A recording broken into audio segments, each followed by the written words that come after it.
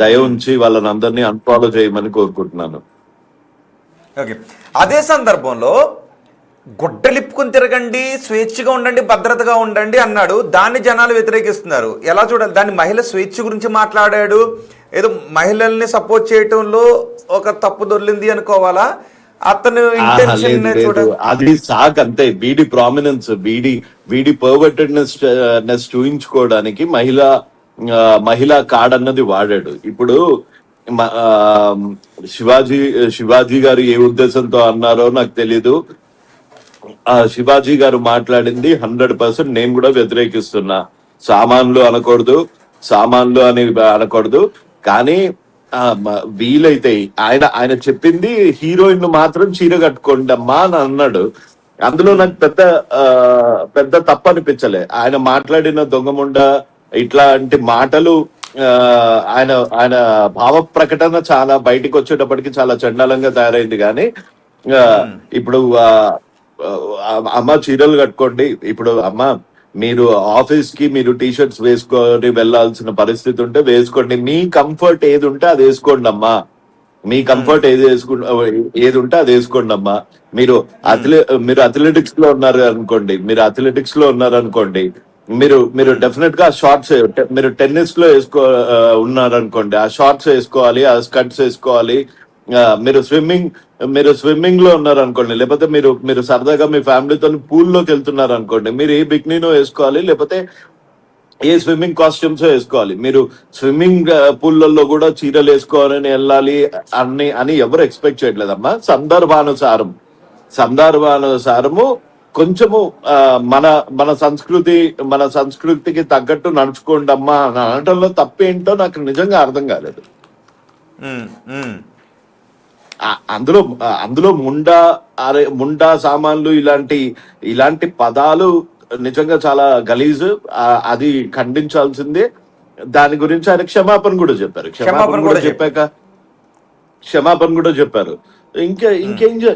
ఇంకేం చేస్తారు ఎవరన్నా? క్షమాపణ చెప్పిన తర్వాత అప్పుడు ఆ క్షమాపణ అయిపోయింది, మహిళా కమిషన్ ముందు వెళ్ళి విచారణ అయిపోయింది. అప్పుడు వచ్చి అన్వేష్ చూసి ఇలాంటి వీడియో చేశాడు. ఇలాంటి వీడియో చేసి సీతమ్మ వారి గురించి దిస్ ఈస్ నాట్ న్యూస్. నేను 1 year పోరాటం చేశాక కేసులు పెట్టించుకున్నాక, పిఐఎల్స్ వేశాక, పబ్లిక్ ఇంట్రెస్ట్ లిటిగేషన్స్ వేశాక, ఆల్మోస్ట్ జైలు వరకు వెళ్ళేసి వచ్చాక అప్పుడు వీడు సడన్ గా స్టార్ట్ చేసి ఒక్కొక్కళ్ళ అమ్మలని చార్మినార్ దగ్గర పడుకోబెట్టు, లేకపోతే మీ మదర్ వ్యభిచారి, మీ ఫాదర్ వ్యభిచారి అనుకుంటూ మొదలు పెట్టాడు కదా. సో వీడు మొత్తం అయిపోయాక వాడి పర్సనల్ శవాల మీద వీడియో చేస్తే ఓ ₹2 ఎక్కువ మిగులుతాయి అంటే వాడు శవాల మీద కూడా చేస్తాడు. నేను మీకు కావాలంటే మళ్ళీ ఆడియోస్ పంపిస్తాను, లేకపోతే నా ఇన్స్టాగ్రామ్ అకౌంట్ లో ఉంటాయి. వాళ్ళ సిగరెట్ తాగుతున్నాడని వాళ్ళ తండ్రిని కొట్టి ఇంట్లో నుంచి పంపించేశాడు. వీడు పెద్ద మాటలు మాట్లాడతాడు.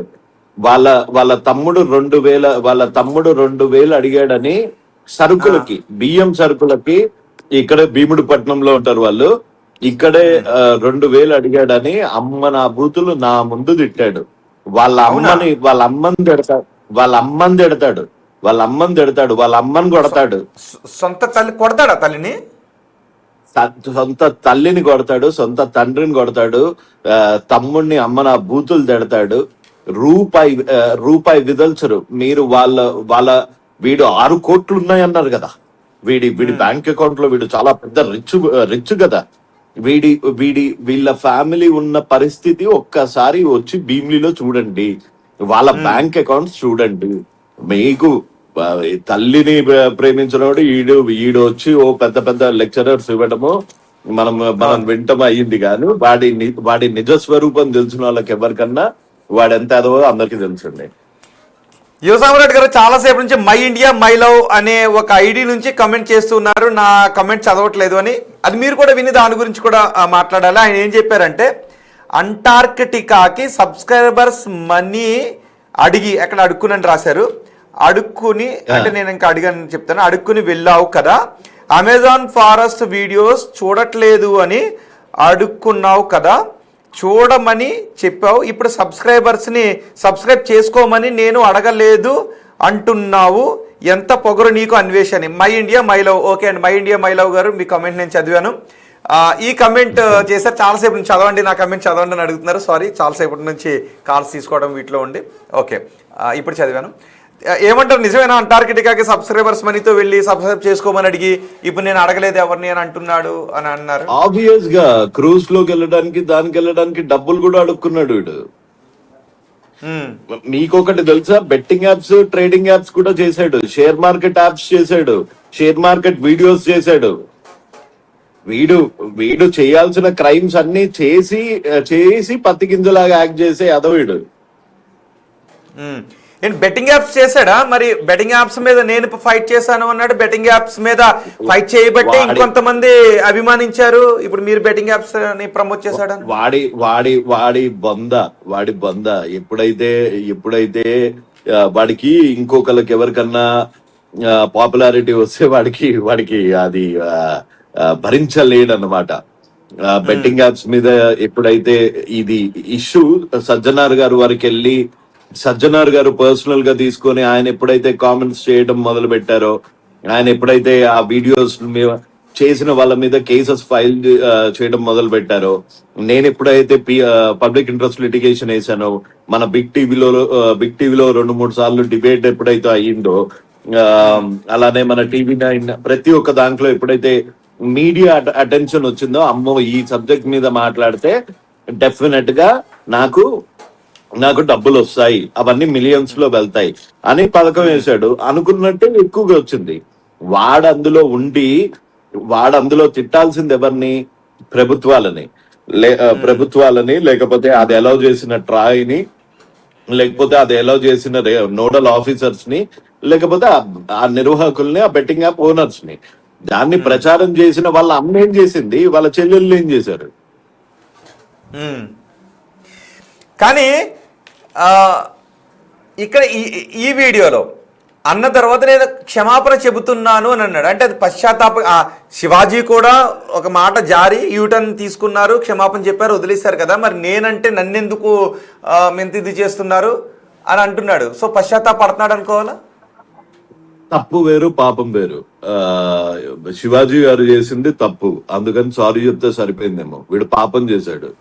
రేపొద్దున కసబ్ వచ్చి సారీ చెప్పినా, వీరప్పన్ వచ్చి సారీ చెప్పినా, సద్దాం హుసేన్ వచ్చి సారీ చెప్పినా వింటారా?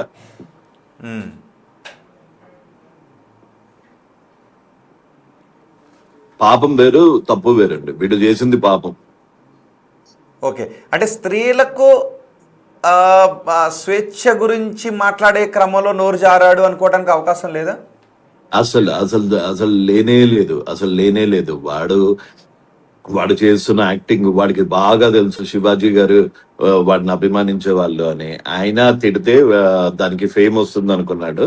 వాడు అనుకున్నది మిస్ అయింది, అంతే, అంతకు మించి ఇంకేం లేదు. ఓకే, జనరల్ గా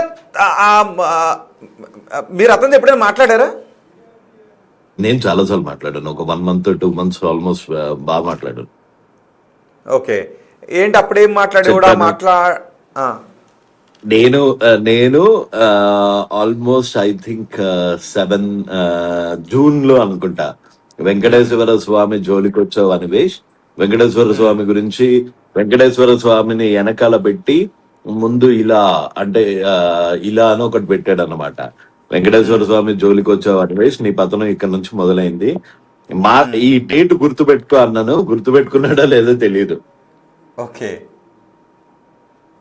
సో అన్వేష్ చేసింది పాపం అని అంటారు. ఎస్, 100% పాపం. అండ్ ప్రాసిక్యూట్ చేయాలి. ఓకే, కేసెస్ ఫైల్ చేయాలి. పాస్పోర్ట్ రెన్యూ కాకుండా ఒక్కసారి ఇండియాకి వచ్చి వాడి వ్యాఖ్యలు ఎంత సీరియస్ గా తీసుకుంటున్నారు.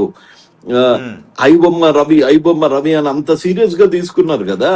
అంత ఏది 4-5 సినిమా ప్రొడ్యూసర్ల గురించి ఇట్లాంటి రోగ్ని ఎందుకు రావట్లేదు ఇండియాకి? నిజమే, ఇప్పుడు తీసుకుని రావాలి అనే కేసులు ఫైల్ అవుతూ ఉన్నాయి. కానీ నా టమాటాకి ఉల్లిపాయకి ముడి పెడితే మీరు రక్తం కక్కుని చనిపోతారు, నేను సీతమ్మవారిని ఏమనలేదు, వినాయకుడు సాక్షిగా బైబిల్ సాక్షిగా నేను ఏమనలేదు, నేను రామాయణం చదువుతాను, భగవద్గీత గురించి చెప్పాను అంటున్నాడు. వచ్చాక వాడు నిజంగా అరెస్ట్ అవుతాడు అంటే వాడి వికృత చేసలు, వాడి నోరే వాడి ఎనిమి. సో వాడు క్లియర్ గా వాడు ఏమన్నాడు అన్నది వాడి కాన్షియస్నెస్ కి తెలుసు, ప్రజలందరి కాన్షియస్నెస్ కి తెలుసు. నాకు తెలిసి ఇంకా వాడు తప్పించుకునే స్కోప్ లేదు. వాడి పతనం ఆ ఏడుకొండల స్వామి సాక్షిగా, ఆ వెంకటేశ్వర స్వామి సాక్షిగా ఆ రోజే మొదలైంది. ఆ గోవింద బెట్టింగ్ యాప్స్ అని ఎప్పుడైతే టీటీడీని పవన్ కళ్యాణ్ గారిని ఉద్దేశించి వీడు చేసిన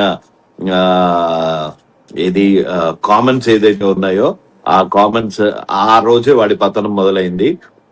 కనీసం ఇప్పటికన్నా మొదలయ్యింది అని ఆ రోజు మొదలైంది. ఇప్పుడు మనకు కనిపిస్తుంది, రేపు ఎల్లుండో ఇంకా సుస్పష్టంగా కనిపిస్తుంది. సామ్రాట్ గారు, అతను ఏం మాట్లాడాడు ఇవన్నీ పక్కన పెడితే అతని ఉద్దేశం స్త్రీ రక్షణ స్వతంత్రం గురించి మాట్లాడే క్రమంలో ఇవన్నీ వచ్చాయి. స్త్రీ అంటే గౌరవం లేనివాడు. వాడు డబ్బులు సంపాదించాలంటే ఎలాంటి మాట్లాడాలి, ఎలాంటి మాటలు మాట్లాడాలి, ఎలాంటి టాపిక్స్ తీసుకోవాలి. వాడి స్త్రీ సంక్షేమము లేకపోతే స్త్రీ స్వేచ్ఛ వాడి లక్ష్యం కాదు. వాడి లక్ష్యం డబ్బులు సంపాదించడం. వాడి లక్ష్యం వాడి వీడియో ఎక్కువ మంది చూడటం. ఇన్ని రోజులు వాడి వీడియోస్ అశ్లీలత ఉండబట్టే అవన్నీ హిట్ అయ్యాయి కాబట్టి ఆ అశ్లీలతని దేవుళ్ళకు కూడా వీడు కనెక్ట్ చేశాడు. కాకపోతే ఈసారి దేవుడు అన్నవాడు ఉన్నాడు కాబట్టి వీడికి చెంపచెల్లు అనిపించాడు. అండ్ వీడు కోరుకుంటున్నట్టు రక్తం కక్కుకొని చచ్చిపోవాలి అంటే ముందు అనుభవించాలి కర్మ. ఆ కర్మ ఫలం అనుభవించాక రక్తం కక్కుకొని చచ్చిపోతాడో, ఇంకా ఘోరంగా చచ్చిపోతాడో, ఎయిడ్స్ వచ్చి చచ్చిపోతాడో అది దేవుడు ఆల్రెడీ రాసుంటాడు కదా. కానీ అమ్మాయిలు స్వేచ్ఛగా భద్రతగా ఉండండి, గుడ్డలిప్పుకుని తిరగండి, ఎవరైనా ఏమన్నా అంటే నా వీడియో చూపించండి అన్నాడు. అప్పుడు కానీ చెప్పండి సార్, విన్నారా? విన్నాను సార్. వాడు ఒకసారి వినండి, అది